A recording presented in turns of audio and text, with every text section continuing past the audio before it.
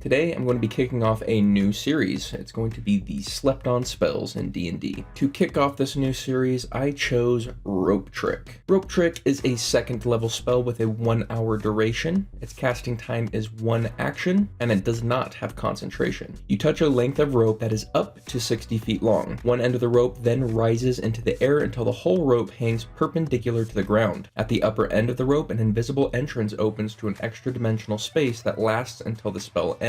The extra dimensional space can be reached by climbing to the top of the rope. The space can hold as many as 8 medium or small creatures. The rope can be pulled into the space, making the rope disappear from view outside the space. Attacks and spells can't cross through the entrance into or out of the extra dimensional space, but those inside can see out of it through a 3 foot by 5 foot window centered on the rope. Anything inside the extra dimensional space drops out when the spell ends. So this is clearly a utility spell, though it does potentially have some combat application.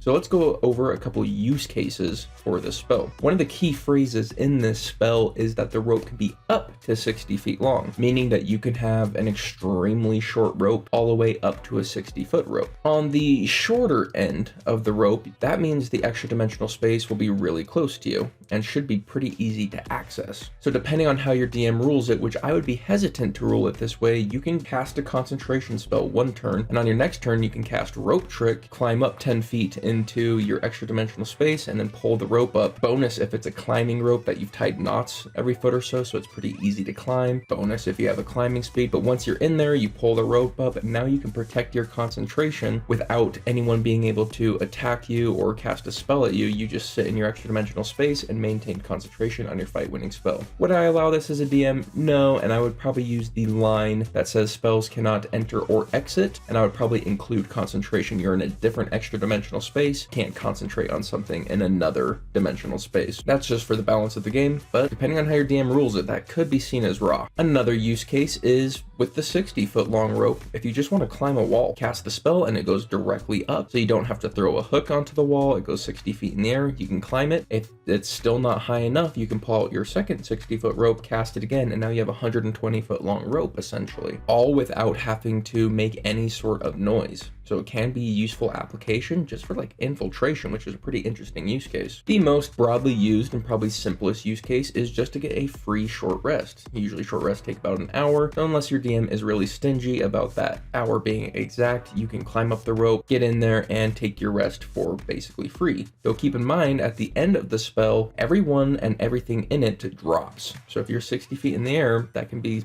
66 of damage right as soon as you finish your short rest, which is not really how you want to start out your next leg of your day. Another use case, hiding an object. Say that you guys are about to be interrogated or searched and you want to hide something for an hour. You can cast this, put it in, and then put up the rope and wait for an hour, and then it drops back out. Though I will say that you can't move the extra dimensional space around, so it's not something that you can bring weapons into a location, for example, but it is something that if you've stolen a key and their guards are searching, this would be a good time to put the key in the extra dimensional space, let them search you, they leave, and you can get the key back. Now I have a few questions for you. 1, how would you use Rope Trick, and what other use applications did I miss? 2, what do you think the most slept on spell in the game is? Let me know in the comments down below. But other than that, I hope you have yourselves a lovely day, and I'll see you on the next one. Later.